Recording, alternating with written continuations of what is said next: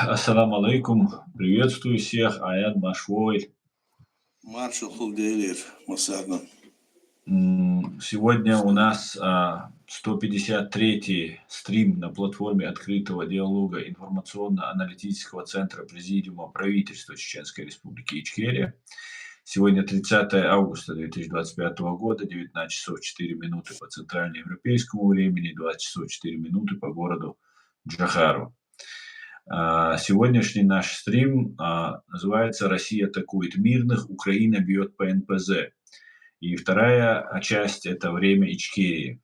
Всем тем, кто находится во временно оккупированной Чеченской Республике Ичкерия, либо в фашистской России, пожалуйста, заботьтесь о вашей безопасности, не распространяйте ссылку и не пишите комментарии. Все остальные, пожалуйста, присоединяйтесь с нами. Снова Аят Идигов по субботам, как обычно, на русском языке. Аят Идигов, сопредседатель Президиума правительства Чеченской Республики Ичкерия, единственного легитимного органа власти чеченского народа. Вот эти последние дни, переходя к нашей теме, последние дни Россия активно бомбардирует Украину. Погибли дети, об этом говорил президент Зеленский. Погибли гражданские, очень много. Целенаправленно Россия бьет по гражданскому населению. В ответ Украина наносит сокрушительные удары по НПЗ, горят нефтеперерабатывающие разные заводы. Но при всем при этом война продолжается, очень жестокая и кровавая. И Аят, я прошу, вы, как человек, который две русско-чеченские войны видели, все это находились непосредственно у руля, скажем так, нашей власти, видели действия России. Пожалуйста, прокомментируйте вот эти события, которые происходят, и, может быть, проведите аналогию с тем, что было у нас. Спасибо. Спасибо, приветствую всех тех, кто слушает нас, наших зрителей, слушателей. Хочу сказать, что у нас было не только две войны, у нас было полномасштабно, а так было 5 агрессий, чтобы вы знали. Из них вот 4-я была полномасштабная и 5-я. Но переходя к тому, что вот сказал сейчас Аслан о той ситуации, которая складывается сейчас между Россией и Украиной, и участие в этом Соединенных Штатов Америки, президента Трампа, мы видим, что всюду, что ни делалось, как бы то ни говорилось, ситуация накаляется, и власть империи, она готова идти как бы до конца. То есть она не подчиняется никому. Да, даже вот президенту Соединенных Штатов Америки, он просто так вот делает какие-то такие хитрые ходы и щелчки. И что бы он ни говорил, то, что мы видим, что Россия так или иначе выкручивается. Но насколько стало понятно, все вот информационные такие вот блогеры и даже вот государственные и пишут и говорят о том, что произошло, скажем, в Америке, в Аляске. Туда сам этот президент Путин приглашал приехать туда Трампа, они там встретились. И в итоге вот получилось, что после его приезда оттуда, как будто там договорились о делах, которые должны были быть решены путем как бы перемирия. Путин там предложил вместо перемирия, зачем перемирие, давайте договор полномасштабно сделаем. Все были как бы там этому рады, и на следующий день или через день все там европейские лидеры собрались в этом Белом доме и там обсуждали, что делать. Надо составить там, значит, гарантию безопасности для Украины. Путин, мол, согласен, все хорошо. Ну, там целая чехарда вот этих вот рассказов. Одни так говорят, другие так говорят. Но все в одном останавливаются, это вот точно. Что оказывается, то, что там было в этом, значит, на этой встрече в Аляске, там было сказано, что вот то-то, то-то, то-то будем делать. И когда они принялись за разработку этой гарантии безопасности, которая включала в себя решение проблемы безопасности Украины, ну, скажем, если власть России так сильно не хочет, чтобы Украина вошла в НАТО, тогда давайте, согласно 5 пункта, значит, мы сделаем таким образом, чтобы Украина была защищена, и готовили эти, значит, документы к этому.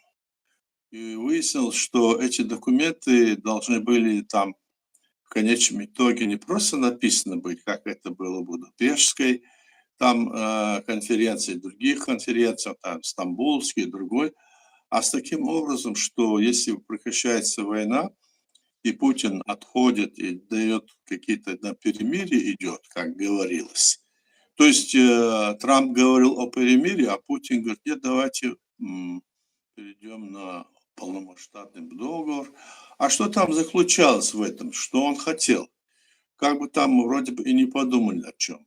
Ну давайте, раз он так говорит, даже на мир согласен, давайте вот гарантии безопасности, там какие-то будут у них временные такие уступки или не уступки, но которые не будут касаться норм международного права. Украина, конечно, ничто не сдаст с точки зрения международного права, и за Конституцию он никакую территорию не может России уступить. Но возможно одно, они говорили, что возможно остановить убийство, которое сегодня вот продолжает действовать и делать Путин, вместо того, чтобы остановить Путин, остановить, и мы остановим. И в это время эти европейские страны, они между собой договорились, что если так будет, то в это время мы там ведем свои войска миротворческие, это как бы гарантия безопасности, так? Америка тоже хотела вроде вести, но потом заявила, что нет, мы вводить не будем, но мы обеспечим вам, в смысле, это гарантию безопасности информации там разведывательной, с неба и все такое. Как бы вот это все обсуждалось, там говорили, и еще договорились за того, что это решение должно быть, это было уже, видно, требование Украины, что эти решения не должны быть такие, как предыдущие там Хасавюр, то есть, извиняюсь, Будапештские и Стамбульские и другие. А надо, чтобы это было на законотворческой основе было. И они договорились, что в каждой стране европейские, те, кто, значит, добровольно будет входить в это, что они будут принимать это решение на законодательной основе. То есть в каждой стране защита Украины будет рассматриваться как вопрос обязательный. Они на законодательной основе примут соответствующие документы, законы. То есть это как бы давало гарантию, и после этого можно было остановить войну и двигаться дальше. Дальше в том смысле не что полностью решен вопрос, а в том смысле, что решено больше не убивать людей, мирных, невинных людей, которые Путин и его команда каждый день убивает. Мы хорошо это знаем, как было у нас. Я повторюсь, хотя это повторение нисколько ни о чем не говорит, только говорит о том, что на нашей территории, такой, скажем, территория очень по сравнению с Украиной маленькой, они убили более 250 тысяч человек. И, естественно, сейчас здесь решили сделать какую-то передышку и как бы договорились. Потом они, вот был там разговор, что в ходе этого мероприятия там, значит, позвонили, кто-то позвонил, что-то позвонил Лавров, другой, и говорили, что это, мол, нельзя, не будет, вы нас не так поняли. Потом, когда все обговорили, вдруг они заявляют, нет, ничего этого не будет, никаких разговоров не будет, то, что было в Аляске, на Аляске, это было не то, вы нас так, не так поняли. Представляете, какие только не веди с ними разговоры, они всегда соскальзывают как уж. И вот это делает сейчас. Сейчас они после вот этого разговора начали стрелять по Украине ежедневно, убивая мирных людей. И мы с вами это видим. К сожалению, мы задумались, почему он так делает, для чего это ему нужно. И мы приходим к выводу, каждый здравомыслящий человек понимает, что человек не может остановиться, потому что остановка это равносильно самоубийству для него. То есть он прекращает существовать как лидер, он прекращает существовать как это. Раскручена военная машина, она работает круглые сутки, ее теперь остановить военноизированной так. И теперь это может подать обратный ход. И теперь в информационном плане вся страна, Россия, значит, мы как понимаем, настолько она, значит, в информационном плане ложь идет, что якобы на Россию нападает Запад. То есть Запад, оказывается, нападает со всех сторон и хочет разрушить эту страну. Но, несмотря на это, что бы вот ни делал Трамп, вопрос встает таким вот образом, что тот вообще чуть ли не издевается над Трампом, над президентом Соединенных Штатов Америки. И мы знаем, что вот сколько людей вчера ночью, до этого, каждый день они стреляют, убивают. Правда, им отвечает и правильно делает, отвечает им в ответ и Украина. Она бьет по их нефтеперерабатывающим заводам, бьет по их, значит, логистике, где они перетаскивают свои там оружие или перевозят. То есть они бьют туда, где как раз-таки это имеет право бить в вооруженном противостоянии, а не по людям. Вот что происходит сейчас. И что теперь делать, почему, как этот вопрос решить? Вот так стал вопрос. И, наконец, вот Трамп уже не знает, что делать, мне кажется. Он не знает, как быть дальше. Что же теперь предпринимать? Он какие-то там такие шаги принимает. Его уже критикуют и в самой, скажем, стране своей, критикуют и по всему миру, и говорят, вот вам, вот что это такое, как вы можете так вот терпеть его, неужели нельзя это? Здесь уже даже вот некоторые люди, некоторые политики, даже президент Португалии сделал заявление, что Трамп работает на империю российскую, чуть ли не агент. То есть вот до этого стало это доходить, и значит сейчас что-то надо решать. И Трамп вот вчера или сегодня он заявил, что вот мы подождем, посмотрим, что они сделают, и если, мол, это Путин не прекратит вот это вот убийство людей, вот, скажем, это осенью, или, как он сказал, или летом, то следующее наступит зима или осень. Вот такие какие-то невнятные объяснения, которые люди вообще не воспринимают в мире. Что делать? Ясно одно, что вопрос стоит в том, что необходимо решать вопрос получается силовым методом. Силовым методом это как? Защитить свою сторону, изгнать из всей территории Российскую империю и обеспечить ей безопасность этой страны. И обеспечить безопасность современного международного права, чтобы его никто не нарушал. Вот так вот, Аслан. Дальше вопросы-ответы. Давай продолжим вот так. Вот такая ситуация. Спасибо, Аят. Аят, вот в Москве был теракт в ЦДМ, Центральном детском магазине. Подорвался полковник или подполковник КГБ, ФСБ. Да. Затем, буквально через 3 дня, произошла стрельба в США, и какой-то фанатик там начал в людей стрелять, и тоже признали террористическим актом. Затем Россия обстреляла мирные города, погибло очень много людей, в том числе дети погибли, об этом Зеленский тоже сказал. Как я сказал, очень массированно, прямо по ночь на 28 августа украинские города, включая Киев, подверглись ударам, в результате чего в столице частично обрушился жилой дом, погибло не менее 25 человек. Мгм. Короче, огромное количество. Для чего? Могут ли это, во-первых, быть звенья одной цепи, что вот там теракт мы хотели сделать и подорвался взрывник, такие уже случаи были. Мгм. В Америке то, что вот этот случай, и вот обстреливают по мирным городам. Наводят жуть или могут быть это звенья одной цепи? Я думаю, что это делается для того, чтобы напугать народ, напугать людей простых, так? И сказать, что вот это все происходит все по миру, это не только у нас. Помните, когда еще в Советском Союзе говорили, что мы хорошо живем, Америка это там капиталистическая страна, что это такое, посмотрите их трущобы, посмотрите, как они живут. Да. И мы сами-то жили как в трущобах все, и нам казалось, что у них такое большое пузо, что сверху посмотришь, они даже туфли свои не видят, там рисунки такие делают. Так Да, и здесь сейчас пытаются вот показать, что во всем остальном мире, который, мол, хочет развалить Россию. Да никто не хочет развалить Россию, насколько я понимаю это, и насколько мы постоянно с тобой, Аслан, говорили об этом. Развала России никто не хочет.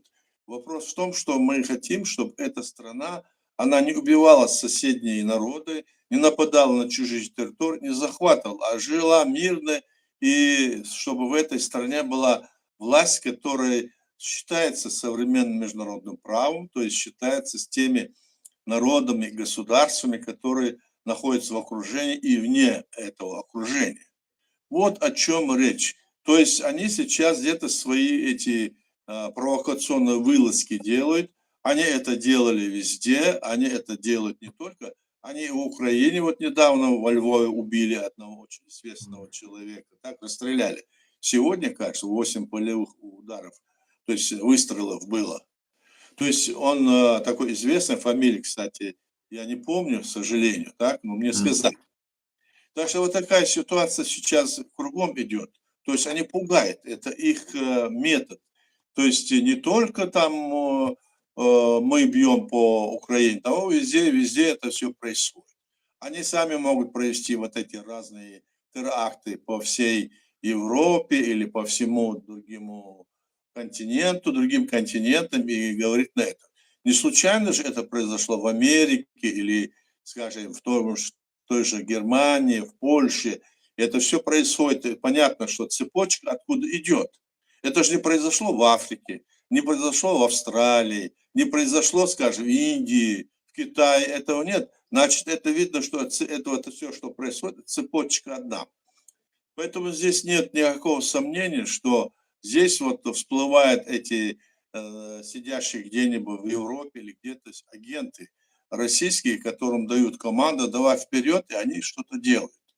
Конечно, бывают и случаи не совсем, скажем, бывают социальные, другие случаи там бывают. Это да, но в этот период, когда вот такая напряженка, и вот это происходит, всегда мы мысленно думаем, что это такое. Конечно, это идет оттуда. Вот что мы. Поэтому мы должны быть очень внимательны, должны понимать, что происходит, и где-то всюду, и где как бы то ни было, если мы видим какое-то проявление, скажем, любви к Путину, то это означает, что это такое, мы должны понимать. Да, совершенно верно. Это я вот от вас только сейчас услышал, зашел, посмотрел. Да, бывший спикер Верховной Рады Украины Андрей Порубия, которая сейчас активно обсуждается. Да-да. 30 августа 25 года около полудня во Франковском районе Львова неизвестный мужчина, замаскированный под курьера службы доставки, произвел несколько выстрелов Андрея Порубия. По разным данным было сделано 4 до 8 выстрелов, включая Да-да. выстрелы в спину. Политик скончался на месте до приезда медиков. Да, откровенно уже То есть убивают. откровенно это идет вот. Теперь они стреляют тех, кто и в Украине, и в других местах будут. Поэтому в этом отношении люди должны быть очень, ну как сказать, наблюдательны, осторожны, должны понимать, что это такое. Мгм. Вот здесь, я знаю, мы случай рассказывали, в магазине здесь, там, в Париже. Мгм. Был вот на днях там встреча, там стояли в очереди, и, значит, там какой-то произошел разговор, там были М. люди, которые, ну, были против этой власти, и там какая-то женщина выступила, начала на русском языке говорить, что это неправда, он хороший, все такое, сякое. Представляете? Все Путин, да? были, да, вот такие вещи идут. То есть это здесь мы находимся, и мы видим, что вот такая вот ситуация, она здесь законспирирована, но где-то там из них это выскакивает. То есть они действительно в это верят. А приехали сюда, в Европу, и здесь сидят, и всякие разговоры ведут. А приехали сюда и проводят какую-то политику, которая, скажем, люди не понимают, по большому счету в пользу Кремля. По большому счету в пользу Кремля. Здесь есть некоторые люди там, российские вот и либералы, и другие, и третьи, которые, среди которых есть и такие, которые проводят в пользу этого Кремля и в пользу этой империи. Есть и у нас, у чеченцев, тоже есть такие люди, которые то одно говорят, то другое говорят, а в целом их работа все идет, ну, таких людей, я имею в виду, идет в пользу этого же Кремля, который убивал наш народ и сегодня убивает украинцев и пугает всех остальных. Якобы у нас есть атомная бомба, мы вам покажем. А пока мы вам так вот потрясем вас. Здесь вот такая ситуация, насколько можно судить. Аслан? Мгм. Я в последнее время замечаю, что в Украине поднимается вопрос про националистов, про фашистов в Украине. И уже такие, даже на некоторых нероссийских пабликах появляется такая информация, что вот там украинцы, они какие-то нацисты, фашисты. И это так откликается у меня с тем, что как нас начали потихонечку превращать там радикалов, исламистов и так далее. Вот сейчас, читая про политический контекст убийства Андрея Порубия, вот тут вычитал, что он был известным украинским политиком, активным участником Евромайдана, комендантом самообороны Майдана в 2013-2014 годах, секретарем СНБО в 2014 году, спикером Верховной Рады с 16 по 19 годы. Он был сторонником антикоррупционных реформ и националистических идей, что делало его заметной фигурой и так далее. Россия называла его русофобом, а Следственный комитет обвинял его в военных преступлениях. И сейчас, знаете, такое впечатление, что вот в ТикТок смотришь там на разные российские паблики или какие-то непонятно чьи эти паблики, и там ты видишь, что ну, чаще начинают снова поднимать этот националистический вопрос, что на Украине, ну, как они говорят, на Украине там нацисты, фашисты ходят там Ну да. как раз в Львове с черными вот этими там разными флагами там, и так далее. И не может ли это быть вот, звеньем какой-нибудь такой страшной операции, которую Россия, вот то, что произошло в центральном детском магазине на Лубянке, буквально рядом со главным зданием ФСБ, это произошло, как известно, в день независимости Украины. И не может ли это быть связано как-нибудь с тем, что сейчас будут, ну, мочить, грубо говоря, Украину? Как бы Россия подготавливает такой фундамент под то, чтобы сказать: смотрите, нацисты, например, убийство Порубия на правах гипотезы, на правах версии, например, человек, он мог быть независимым, как мы знаем, везде есть агентура, и в националистических кругах российская агентура имеется. И такие убираются люди, которые не подконтрольны, не управляемы. Ну, как версия. Ну, как версия, конечно, может быть, что вот эти вылазки под каким-то там лозунгом или под каким-нибудь там плакатом, это может быть для того, чтобы в угоду Кремля. Может быть. Это может быть и в Украине, и в других городах. Но мы должны разбираться в этом, кто есть кто. Власть на местах тоже должна понять и вообще раскритиковать, расшифровать, что это такое и как, чтобы люди знали, чтобы люди не думали, что где-то какая-то подковырка идет, мол. Пытается Украину во всем обвинить, украинский народ обвинить, сказать, что он там фашистующий народ и все такое. На самом деле, вот здесь один там, вот сейчас я читаю, говорю, зачем, мол, это Западу нужно, чтобы Россия стала демократической, я прочитал. Мгм. Западу не нужно, чтобы Россия стала демократической. Западу и остальному миру, чтобы Россия не лезла в свои дела, не захватывала чужие территории, не убивала людей.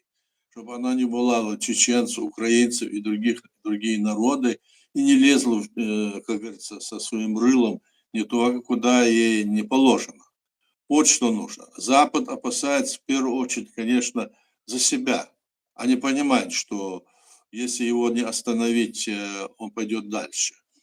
Кремль, Ельцин и Путин, они пришли к нам в Чечню, и мы там 5 раз против них воевали, 4 их изгоняли, и нас никто не поддержал тогда в мире, потому что нас оболгали, сказали, что мы фундаменталисты, исламские террористы, что только не говорили про нас. Нам никто не помогал, и тогда нас сдали, если бы тогда, скажем, эту, как говорят, нечисть, эту тогда остановили бы на корню, тогда бы сегодня эта ситуация не была. Я помню, был в Америке, там встречался с некоторыми людьми, там политиками тоже от власти. Они говорили, что Россия скоро станет демократической, и тогда будет все нормально. Они ошибались, они думали под демократической, они говорили о том, что власть этой стране, в России, будет избираться народом. Но это не происходит. Вот почему здесь происходит. То есть другие страны и Запад надеются, что сами россияне, так скажем, будут избирать власть в этой стране. Но это же не происходит. Мы же видим, 91 года в главе власти там сидят имперцы, те же самые имперцы, коммунисты и те же КБшники сидят.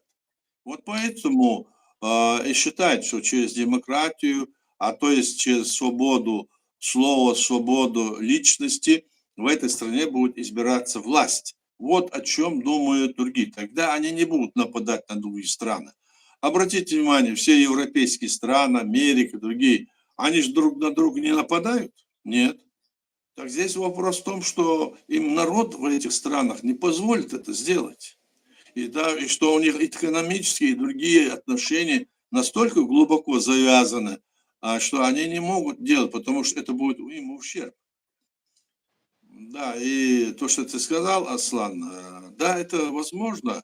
Вот такие ходы, конечно, разведка и агенты российские будут делать, и это происходит кругом. Давно уже.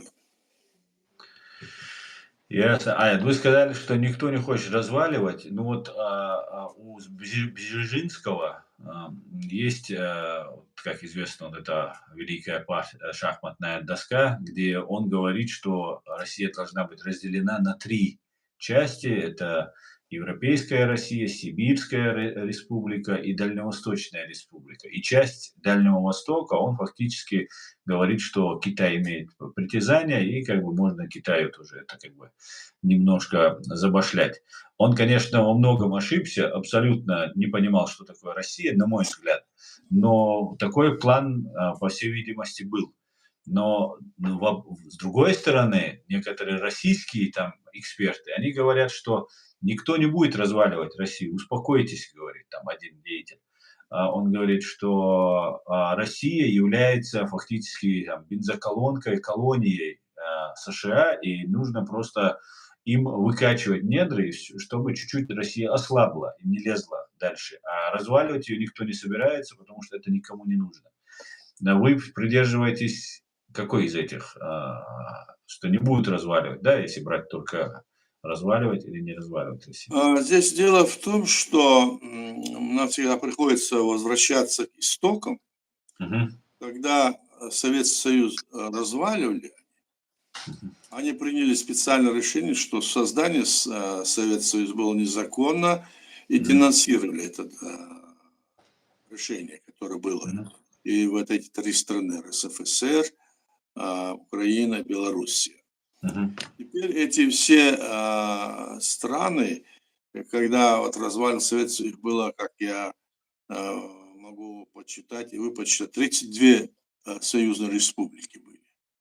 А если бы даже они не были союзные республики, они были государства, вот эти все республики 32, они были государства, скажем, не члены ООН, но они были государства, своей конституцией, со территорией, ну, со всеми признаками.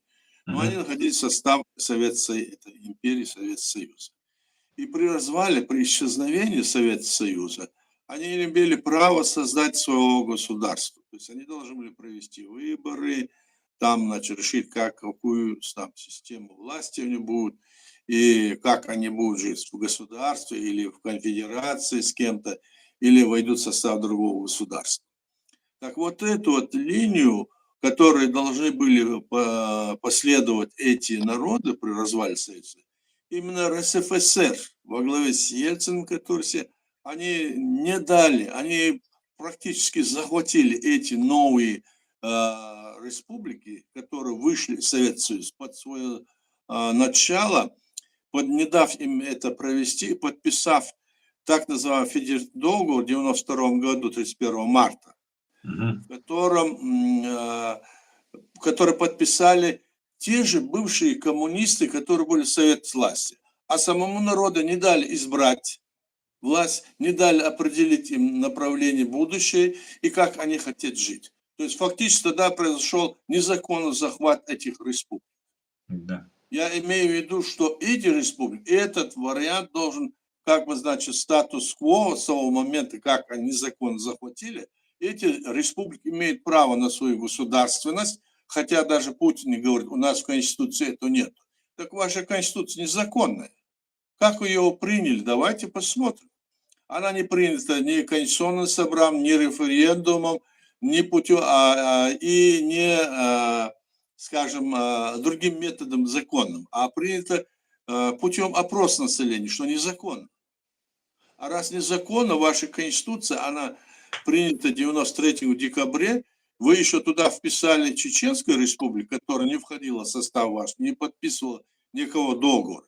То есть они ведут вообще какую-то вот непонятную, совершенно непонятную, как говорят вот на простом языке, пургу несут.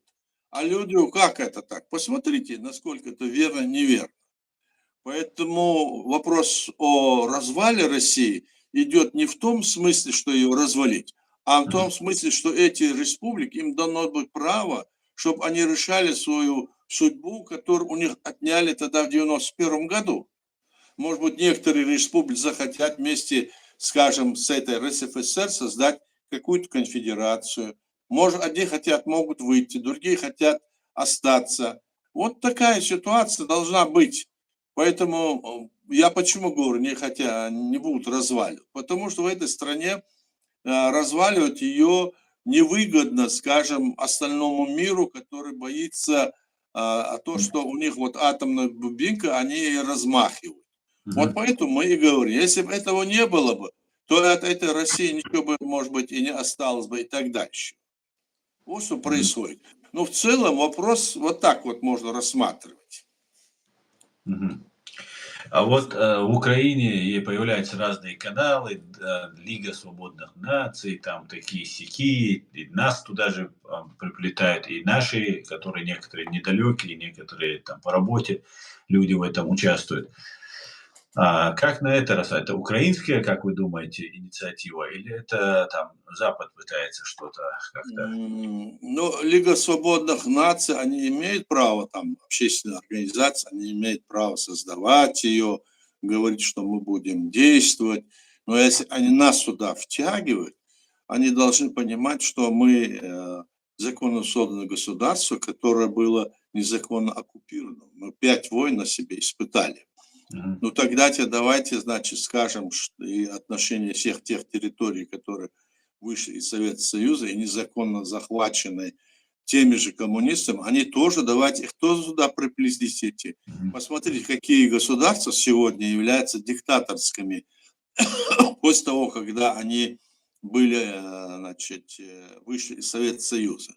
Этих тоже они могут приплести, и нас приплести. То есть это, они этим хотят сказать, что наше государство, оно не было. Вот к чему это ведет, когда они разговаривают. На самом деле наше государство было. Они, может быть, не понимают это делать. Мы им объясняем, что так нельзя делать, но в то же время мы готовы и сотрудничать с ними. Но у нас совершенно другой статус в этом отношении. Потому что те республики, которые я сейчас говорю в составе, которые были тогда СССР, они Мгм. не смогли. Они должны были провести, скажем, референдум, избрать себе власть, определить, какой путь они хотят, значит, себе избрать. Они должны были, значит, сделать такие, значит, документы, как закон, конституция, другое, принять вот эти все дела, особенно Конституции, решить это. И после этого только их остальные страны будут признавать как государство. Вот этот момент, он наполнение всей атрибут государства необходимо, понимаете? А их этого лишили, это правда. Поэтому нам это удалось сделать. Поэтому, по примеру нашего государства, к примеру, да, можно действовать и дальше, а не пытаться нас тянуть в это болото назад. Так, Аслан. Да, да, совершенно верно. Спасибо. Спасибо. Вот сейчас Соединенные Штаты встречаются на Аляске с Путиным, и выдал Дональд Трамп о том, что будут разговаривать о денуклеаризации. Это такая палочка-выручалочка, которая она работает везде, и внутри США можно ее предъявлять, и это будет как бы интересно всем. И как бы и для мира можно, как для оправдания своих действий сказать: вот смотрите, мы же хотим тут урезонить там несколько тысяч, мы же весь мир спасаем фактически. Ну и фактически США отходят в сторону, и сейчас Макрон и немецкий канцлер, они выходят вперед. И это как раз соответствует той стратегии Бжезинского, где он говорил, что Европа и вообще Евразия без Франции, без Франции и Германии она не состоится, и так далее, и так далее. В этом смысле а, для чего делается это? Для чего, вроде, когда против нас была война, тогда Билл Клинтон тоже говорил про эту ядерную бомбу, про денуклеаризацию там и так далее.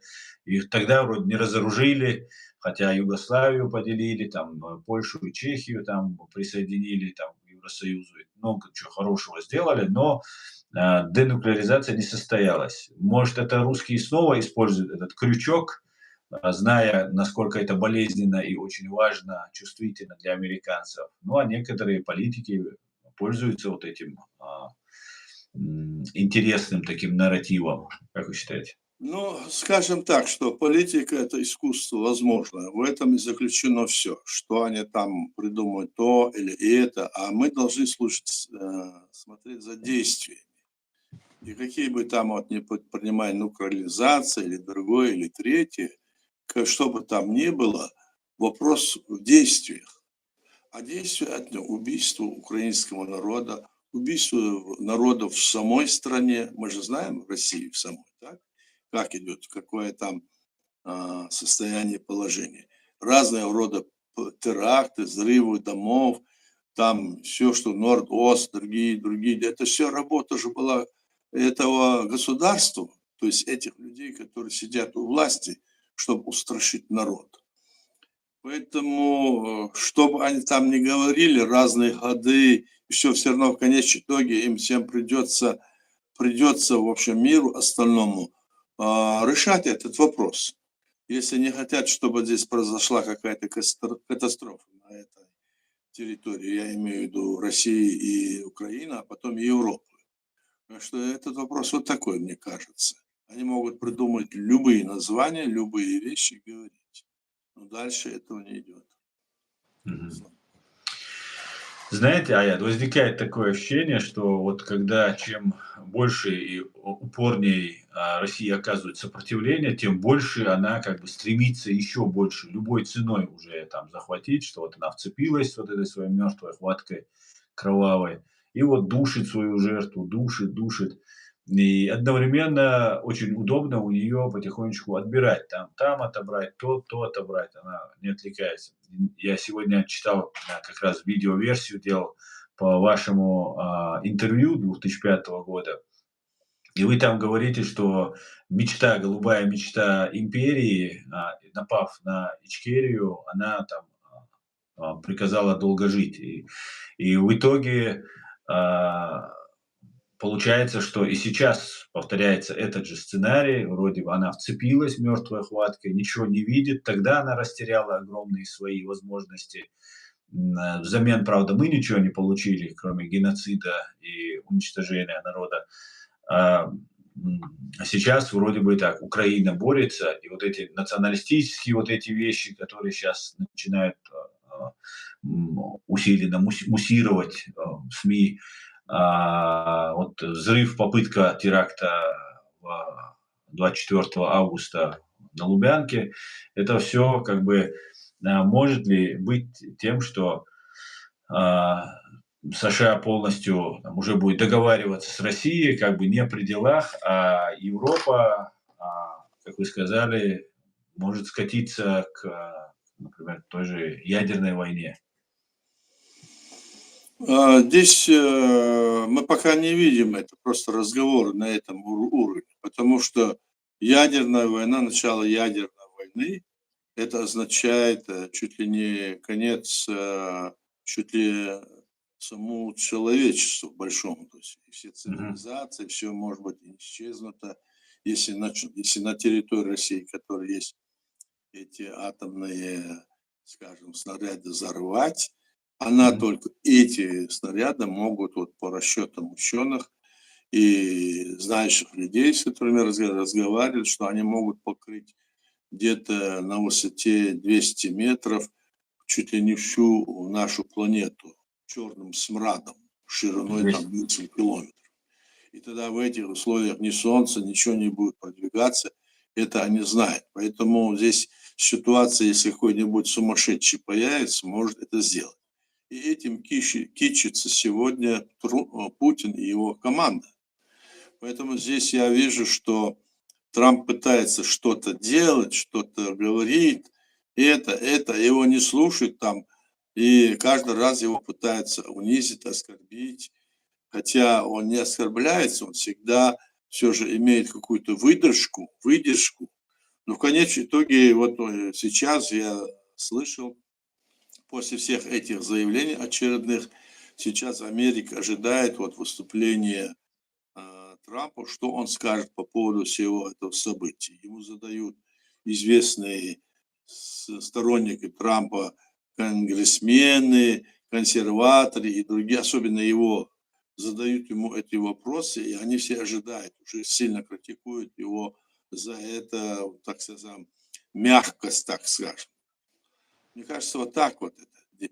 Здесь нужно всем миром как бы вот этого человека или эту страну призвать к порядку. Вот о чем речь. А как вы считаете, с чем связано вот это усиление Трампа, которое он то в Вашингтоне делает, потом грозится Национальную гвардию сперва пригласил, он имеет по закону на 30 дней без разрешения Конгресса. Сейчас там в Чикаго, в Нью-Йорк, может быть, отправить Национальную гвардию. Это внутренние могут быть какие-то беспорядки, недовольства. Он этого опасается или чего, как вы думаете? Или реально боится? Но что он там опасается, это уже внутренние дела. Не будем сейчас об этом говорить. Там много вопросов связано. Мы знаем, о чем идет речь. Якобы он опасается, что если где-то он начнет что-то делать, что Россия на него там какие-то может выдвинуть эти разоблачения или еще что-нибудь. Возможно, всякое, но мы же не знаем. Это постоянно вот такие вот разговоры. Пока мы точно не узнаем, сейчас говорить, наверное, не стоит. Но понятно одно, что, вот я же говорю, президент Португалии уже заявил, что он чуть ли не служит Путину, это империи. Вот Да, это, да, я видел. да. Да, имени не назвал, но фактически Да.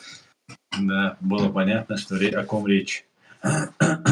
Так, друзья, я напоминаю вам, задавайте вопросы, я зачитаю, только давайте желательно по теме, чтобы мы обсуждаем темы какие, и я зачитаю ваши вопросы.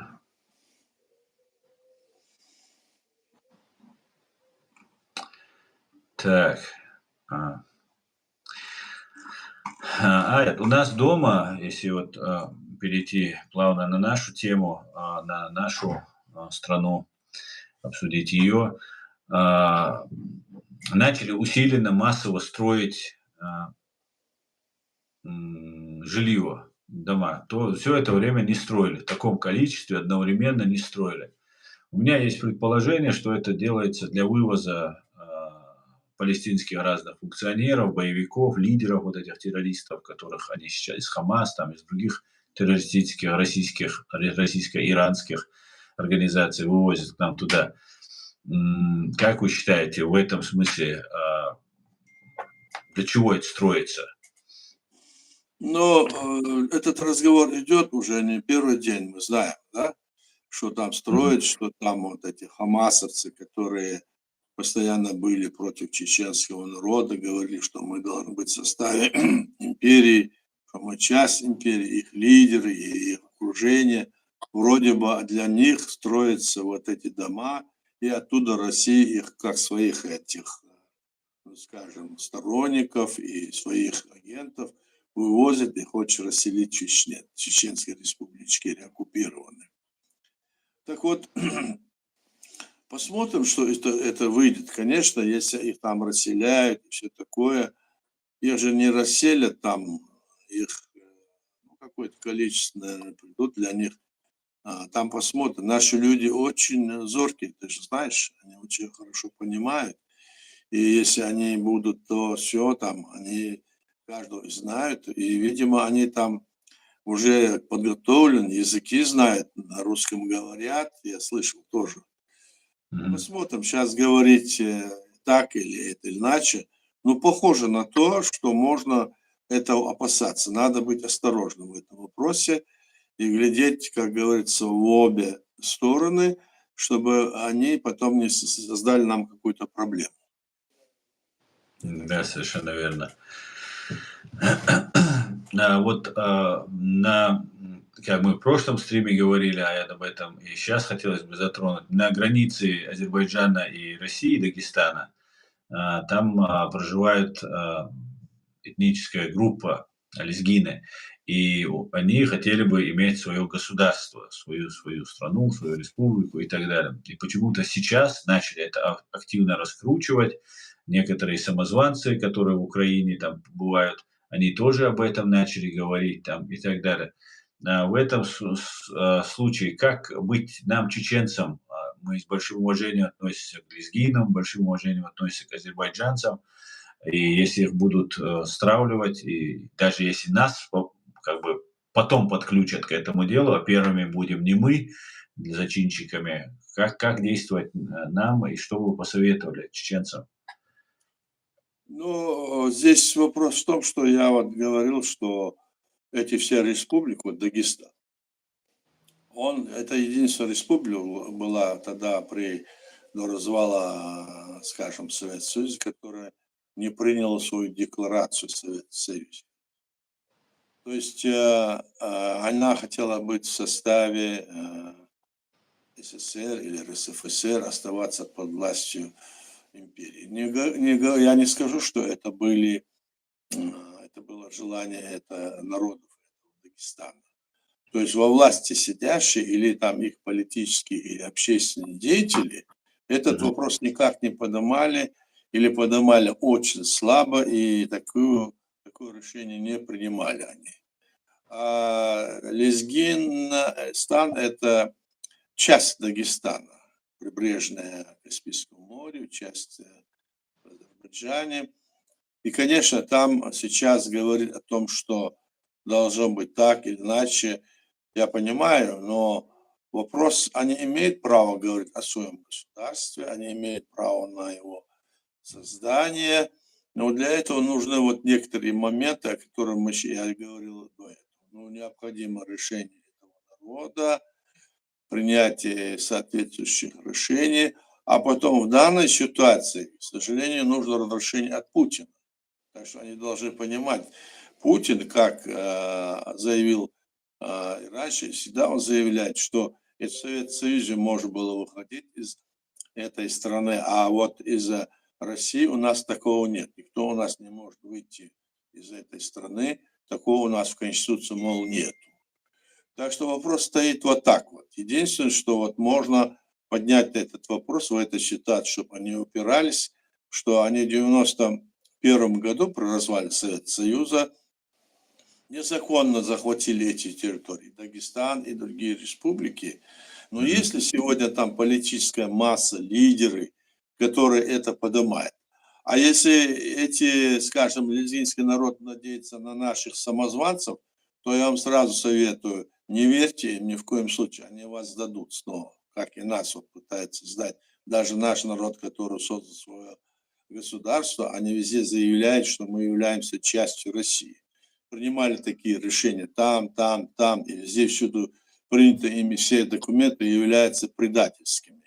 Поэтому с этими самозванцами, которые действуют здесь на Западе или в Украине, из числа нашего чеченского, скажем, общества, которое на Западе есть, наши не все люди, но есть вот такие вот люди, которые и во время войны, которая была у нас, и в то время вели себя, так скажем, неоднозначно.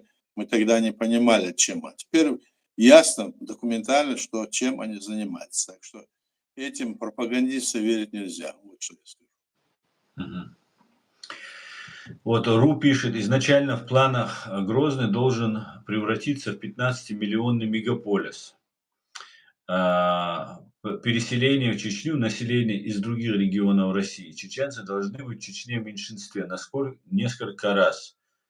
Так ли это, Аят, как вы считаете? Возможно ли это? РУ пускай еще другим какие-нибудь басни рассказывает там. Мы не будем на такой вопрос отвечать. У нас население, насильно, если будет загонять туда ваша власть, вы тем и кончитесь потом. Это так вам не пройдет. То, что вы сейчас делаете в Украине и в других местах, и против Азербайджана, Армении, Грузии, и нас, это вам не пройдет так. Я имею в виду не русскому народу, а я имею в виду власти этой. Ну пусть строят для нас эти помещения, будут нужны в будущем, если они построят. Мы здесь стоим за то, чтобы действовать в рамках современного международного права. А это, посмотрите, Россия, она совершенно против этого и нарушает самые, значит, естественное право личности, убивает этих людей без вины, расстреливает, сжигает, травит, ракеты запускает. Мы же видим это. Поэтому эти разговоры нам вести не надо. Где-то другим расскажите свои сказки.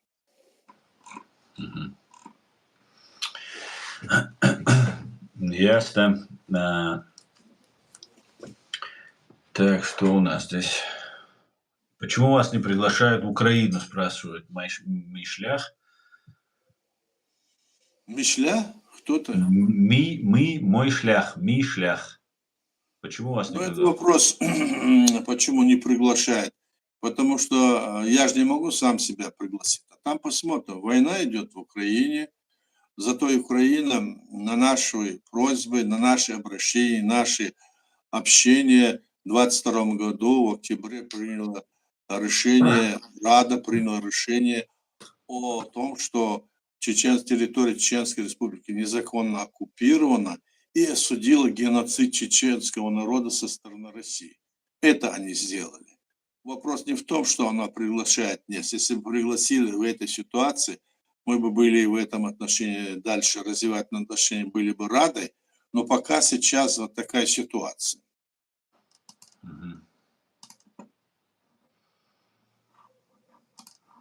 Ясно. Нам нужны такие люди, как вы, говорит Мишлях. Да, я думаю, вы правы, Мишлях. Если вы хотите победить Россию, то спросите тех, кто это уже сделал один раз.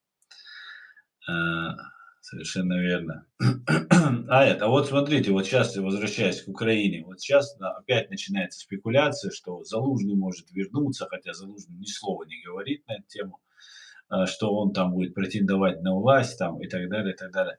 Во время войны это же исключено, правильно? Ну, согласно логике, это исключено. Мгм. И как может быть во время войны проводить изменять структуру власти. У нас, допустим, я знаю, и если идет война, как избирать, вот провести те мероприятия, выборы, которые можно провести в ходе мирного процесса. Это невозможно. Поэтому у нас, к примеру, есть специальный закон, в котором сказано, что власть, которая находится сегодня, скажем, избрана народом, она составляет ее полномочия до изгнания оккупанта с нашей территории или части ее территории, так сказано. Так что как можно, допустим, идет драка, и в ходе этой драки здесь начинать выбирать того или другого по новой, люди же не будут об этом, скажем, для того, чтобы избирать власть, нужно свободное условие для избрания власти. А это главное, значит, требование, которое говорится в избрании власти в международном праве. Свободное. А может быть свободное избрание власти в ходе войны? Не может быть. Так что это есть пропаганда в какой-то степени, которая направлена против власти, скажем, Украины. Может быть, у них есть недостатки, и мы тоже критикуем их, говорим, и остальные критикуют, и народ критикует. Но, как говорится, коней на переправе не меняют.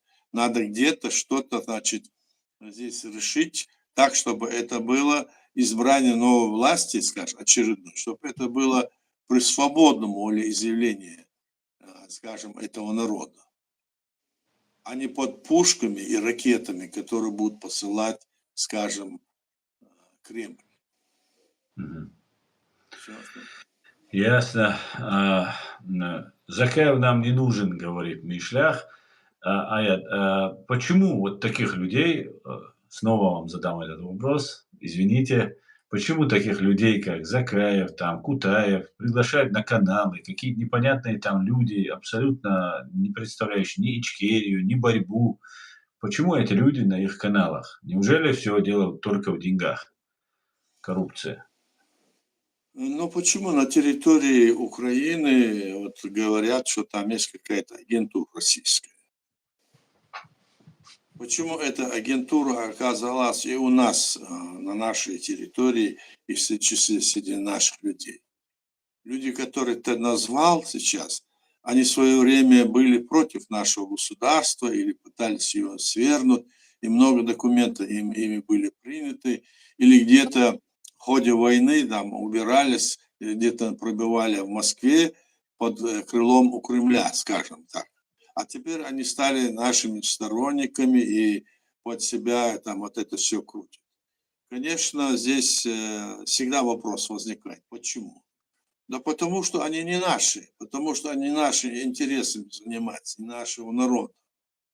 Они хотят создать, не воссоздать наше государство, не создать, то есть они хотят создать государство, которого не существовало.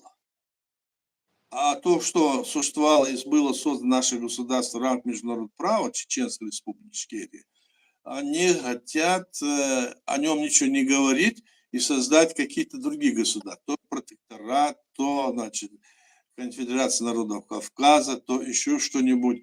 Все время они крутятся вокруг этого, но никак не могут сказать то, что они хотят. Они выступают от имени нашего государства, а герб у них не тот, понимаете? Они выступают, скажем, от имени нашего государства якобы, это, конечно, они не могут выступать от нижнего государства, а приняты ими документы, посмотрите, все документы, говорят о том, что мы часть России. Посмотрите, вот этот концепт об условной независимости, вот эти вот все разговоры, которые они принимали в Лихтенштейне, Швейцарии, Копенгагене, или дальше, которые они принимали документы, все говорят о том, что мы часть России.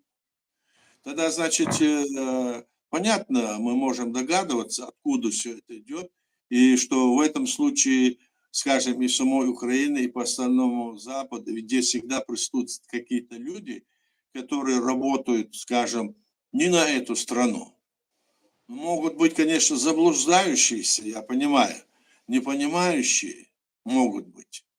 Вот в этом и причина вся. Спасибо, спасибо. Эд, шалом, дорогой. Эд, как вы думаете, спрашивает Эд, почему Эстония, Латвия, Литва не примут такой же закон, как приняла Украина, что Ичкерия оккупирована и над нами совершен Ну, геноцид? я думаю, что здесь вопрос, они находятся как бы на передовой, на переднем плане. И у них мысли совсем другим заняты. Все это время, когда они еще только объявили о своей государственности, когда Совет Союз принял, они сразу потребовали, чуть ли не были все, чтобы их приняли в НАТО. То есть они искали защиту. Они понимают, что сами они против этой империи справиться им будет тяжело. И сейчас, как говорится, они не хотят дразнить, что ли. Я не понимаю, и дразнить, что ли, или, ну, как говорят там, эту Россию, это Кремль, чтобы им дать какой-то повод. Но я уверен, они признают наше государство, это перспектива, поэтому мы в них верим, и здесь нет никакого другого мнения. Мгм. Вот здесь вопрос передает. Как вы считаете, в России может быть гражданская война начаться, если перефразировать немножко? Ну, гражданская война везде может быть, если условия для этого будут. А условия-то какие? Они, значит, должны почувствовать, что ситуация тяжелая, связана с социальным положением людей, связана и с другими, скажем, моментами политическим, разъяснение ситуации, понимает, откуда идет вот эта вся проблема народа, скажем, российского, так скажем. Ведь они все эти проблемы, которые они создают для, скажем, этой самой российской власти, которая создает для российского народа, они все стрелки приводят то на евреев, то на чеченцев, на азербайджанцев, на грузин. И теперь снова они это обвиняют во всем этом и Европу, и Америку. Вы видите, так? Вот что происходит. А на самом деле их обманывают. Самое главное, они когда поймут, что им, как говорится, здесь надо разбираться серьезно, да, тогда, наверное, и возможно и гражданская война. Но главное, что пока нет каких очевидных лидеров, кроме тех, которые сидят на Западе и менять себя таковыми, некоторые. Понимаете? А там в России, вот насколько нам известно, никто там этих людей поддерживать не собирается. Они просто такими своими действиями хотят сохранить, скажем, эту империю. Так вот. Мгм. Ясно, интересно. Друзья, напоминаю вам, задавайте вопросы. У нас стрим идет на YouTube-канале, как вы видите, на TikTok-канале и на официальной странице. Если включена, это включена, я просто не Да-да, уточнял. включена. На официальной странице Президиума правительства в Telegram. Заходите, задавайте вопросы, можете писать в TikTok вопросы, можете писать в YouTube. Я их зачитаю. Непосредственно принять участие можете зайти в Telegram, и там уже вам предоставят возможность.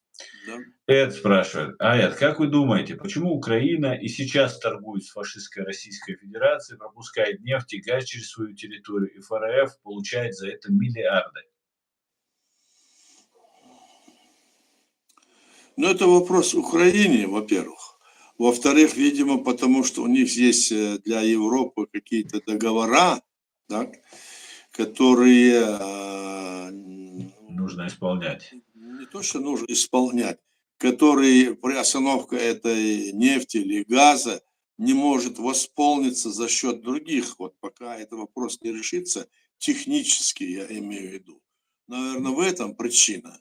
А это не в том смысле, что Украина хочет поддержать Россию. Я думаю, что Украина не хочет поддерживать Россию, но она вынуждена, потому что, с одной стороны, вот видите, и Орбан, и это Словакия, эти все там вот от нас отключили, там это все такое.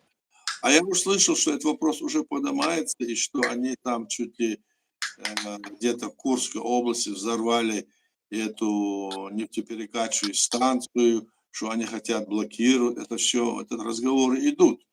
конечно, если это так, на самом деле, ну так не может быть, мне так это представляется.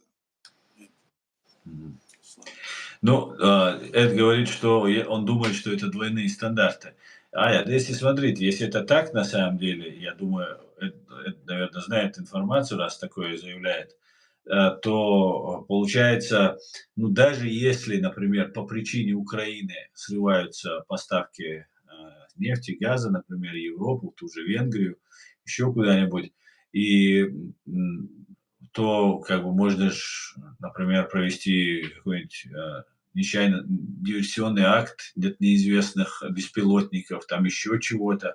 На самом деле это вообще очень странно. Получать деньги, просить. А если это так, реально, если это так, то это просто, не знаю.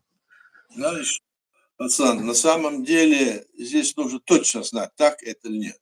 Или это просто, Сейчас, сейчас я да. скажу.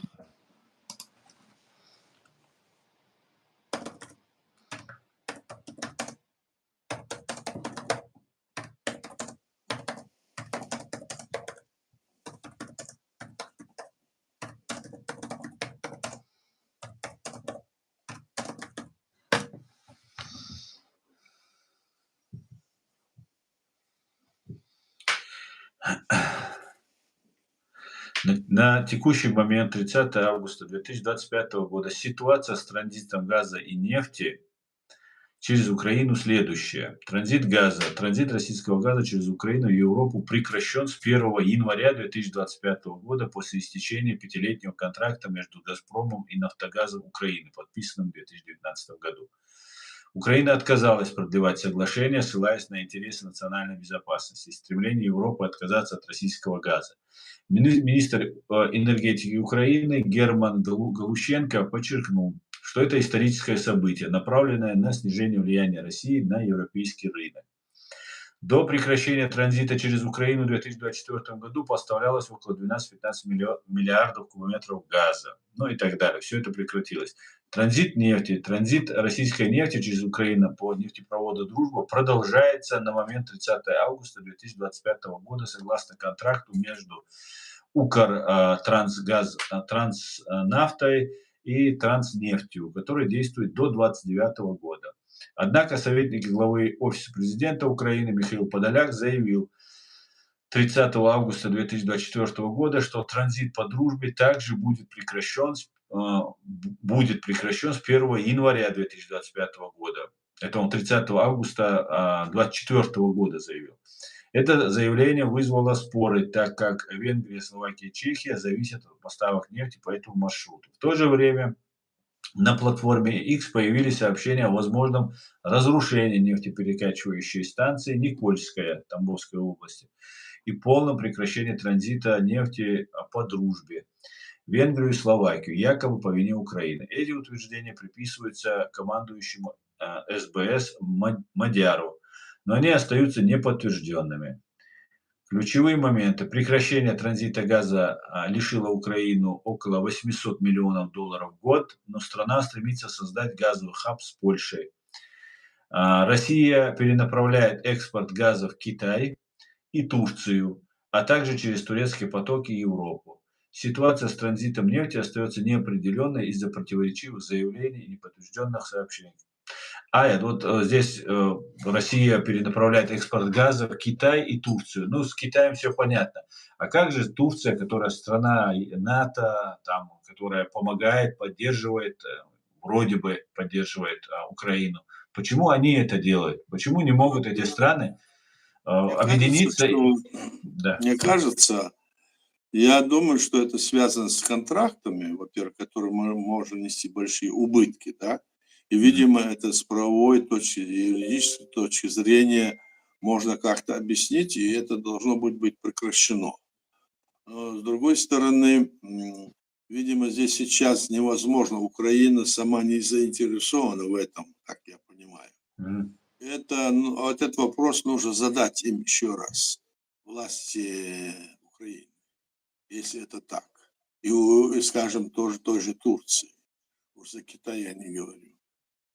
Я так думаю, что это надо так сейчас говорить, хотя мы видим, Можно говорить тогда в этом случае о двойных стандартах, если бы эти, скажем, контракты заключались в ходе войны, а если они до этого заключены и они опасаются, скажем, того, что могут быть какие-то здесь для них убытки большие, они могут быть после несоблюдения контрактов, там могут на них навесить какие-то штрафы большие. Может быть.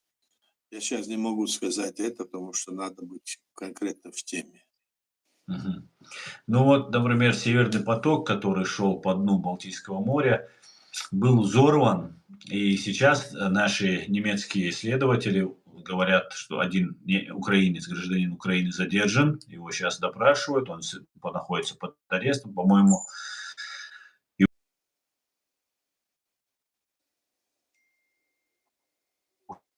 уже точка, все Украины, как говорят, что причастны к этому, украинцы отрицают это, но вот такая сейчас идет такая ситуация.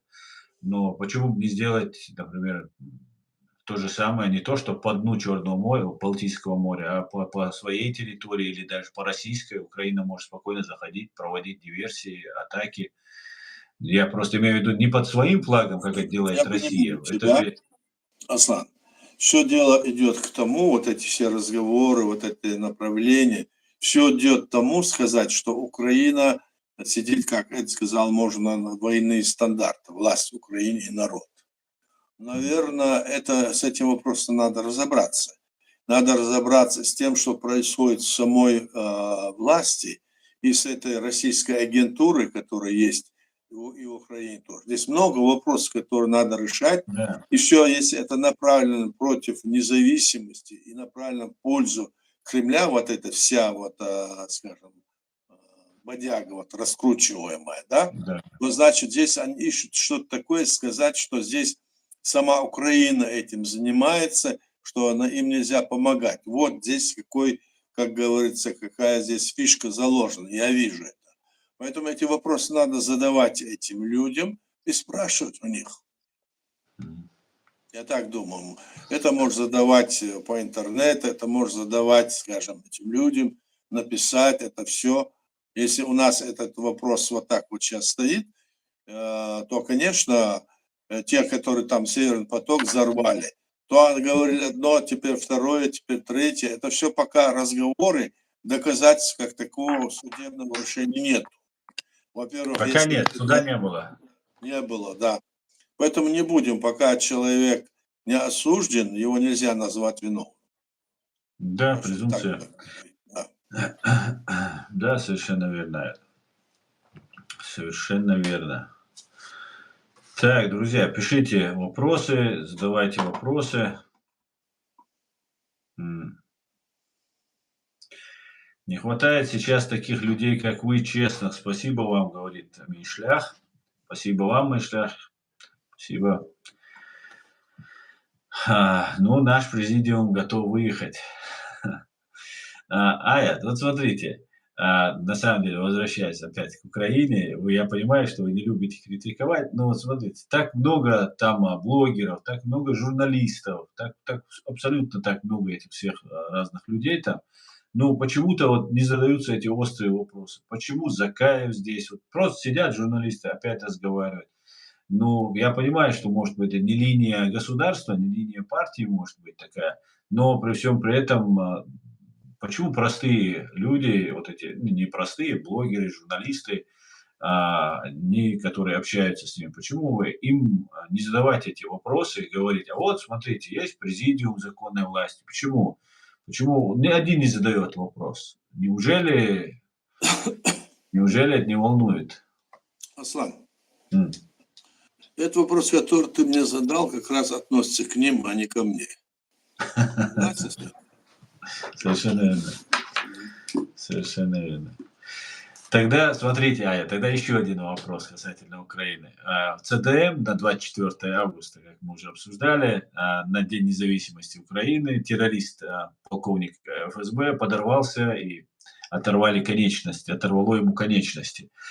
В 1999 году при подрыве 5-го дома жилого дома российского в Рязани были задержаны ФСБшники. Тогда не было таких возможностей у нас и информационном плане, и Ютуба не было, и так далее, и так далее. Простые люди не могли так докричаться, доносить свою информацию. И до начала этой войны Россия фактически взяла тот же Кавказ-центр, там других там оболванивала, там кого-то подкупала, кого-то запугивала, кого-то там маргинализировала, так отодвигала его в сторону. Но сейчас почему или следовало бы, хорошо, не будем задавать вам вопрос, который реально следует задать украинцам, почему бы, как вы считаете, украинцам не начать говорить об этом, что именно в День независимости, это же прямой еще на детей типа теракт, это же очень-очень грязное дело, и я не думаю, что ФСБшники собирались совершить такой ужасный теракт и взорвать своих российских малышей только там просто так. Это, наверное, далеко идущие какие-то такие цели преследовала эта операция. Как вы считаете, что им нужно делать? Кричать нужно украинцам об этом теракте побольше, почаще? Ну, знаешь, что здесь может быть? Когда у тебя, как говорится, болит сильно палец, говорит о ноге не приходится, которая не болит, может быть, или которую ты не замечаешь. Вот тебе, видимо, сейчас одно, и люди, при том, ты же сам понимаешь, они каждый день и ночь боятся. Вот представь себе, мы когда дома были, каждую ночь нам бросали эти бомбы, и мы думали, вот сейчас, вот сейчас, вот сейчас убьют, вот это. И каждое утро мы выходили со своих домов и шли и спрашивали, ну что там, кого убили, кого. И мы шли туда выразить соболезнования.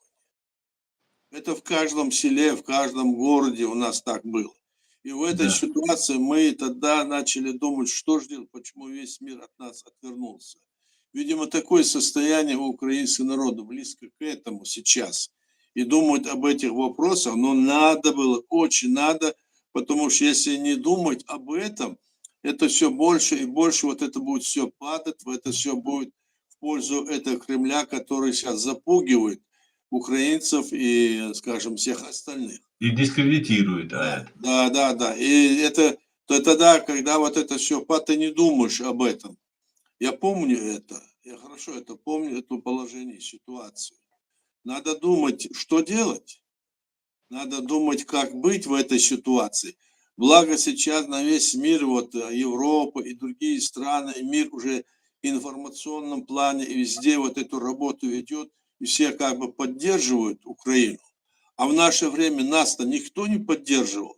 У нас была в этом плане вот такая ситуация. Сегодня я надеюсь, что они понимают, ведь видите, все главы государств европейские, не только они, и другие есть, которые открыто выступают против России и понимают, защищают Украину. Им надо сейчас дать возможность обеспечить их безопасность, и тогда они могут и дальше пойти. То есть они могут изгнать со своей территории этого ненавистного оккупанта. Я так думаю, вот, видимо, эта ситуация. Сейчас говорить почему и как, не будучи на их месте, я не могу. Да, Но совершенно. я понимаю, что вот эти вещи присутствуют и в частных разговорах, которые мы имеем иногда или часто, мы всегда видим, что они об этом говорят. А чтобы они открыто выступили, пока мы не видим. Видимо, потому что не хотят, как говорится, пока что не навредить, может быть, и это. Может быть, как-то дело, вот эта ситуация, переломный момент, когда наступит, вот тогда они заговорят, мне кажется. Я почему это говорю? Мне Эд говорит, чтобы я тебя не мучил, потому что как бы Украина сделала большой шаг на самом деле, и вы постоянно это подчеркиваете, и вы проделали с президиумом большую работу в этом направлении вместе с представителями Верховной Рады. Огромная благодарность и вам, и Верховной Раде за это, от нас, граждан Ичкерии, рядовых. Поэтому это очень важно. Я это говорю, Эд, и от Аяду это говорю, чтобы обсуждать эту тему, говорить и показывать украинцам, что это важно, и в том числе Не потому, чтобы упрекнуть украинцев, а для того, чтобы сказать: "Смотри, обратите внимание, друзья дорогие". Вот так это делается. Я, Да, я полностью с вами согласен, согласен. Рустам, с том, что ты говоришь. Этот вопрос надо все равно поднимать, но мы сейчас бы как бы раскрываем свое мнение Да, по этому вопросу. Наверное, понятно, о чем может идти речь. Я как раз хотел вести ситуацию, находиться надо в этой ситуации, видеть это дело, это понятно. Никто сегодня в Украине не застрахован, что завтра к нему не прилетит ракета или дрон. конечно. Они в Вот, метро спят, киевляне в да, метро метро многие. еще один, да, В подвалах метро, да-да. да. Конечно, ужас, ужас. Ну, сейчас вроде обещают хорошие мощные ракеты дать. Посмотрим. Ну, как говорится, Ожидать. посмотрим, посмотрим, посмотрим. Да, да. Так, Так. Так, друзья, задавайте вопросы. Мы еще 10 минут у нас до конца эфира. Давайте, пожалуйста, полностью. У вас есть доступная уникальная возможность, понимаете? Вы где видели, чтобы вот так можно было каждую неделю общаться, задавать вопросы непосредственно представителям власти Чеченской Республики Ичкерия? Задавайте вопросы, которые вас волнуют. Много параллелей между русско-чеченской войной и русско-украинской войной. Методы одинаковые, даже лица, персонали одни и те же. И начавшие войну, и ведущие войну.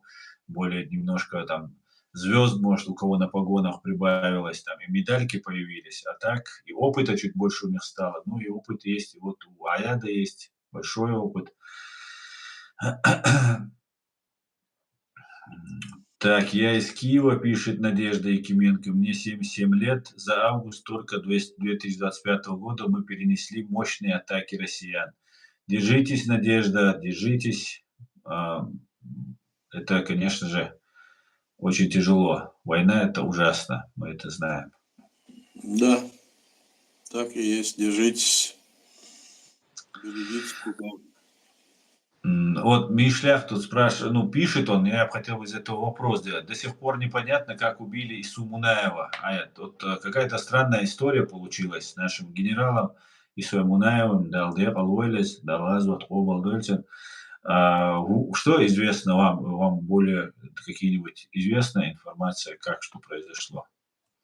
Ну, я могу сказать, что дело настолько запутанное, так, и информация, которая есть у нас, и сам Унаев, мы вот в президиуме его встречали, разговаривали с ними, говорили о ситуации в Украине, говорили свое мнение, посылали ему специальные, значит, такие рекомендации, как там надо себя вести, что делать, какие отношения строить, как добровольцы.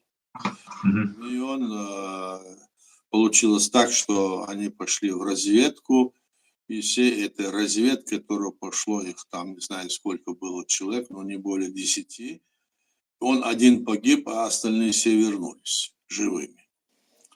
А потом в этот период, когда они ожидали во время, чтобы снова пойти туда, пришли туда, а у него уже, как говорится, там от него мало что осталось, как будто бы. И потом его похоронили. Потом мы здесь выкладывали некоторые аудиокассеты, где он рассказывал о ситуации в Украине, рассказывал Мгм. о том, что происходит в нашем чеченском зарубежье.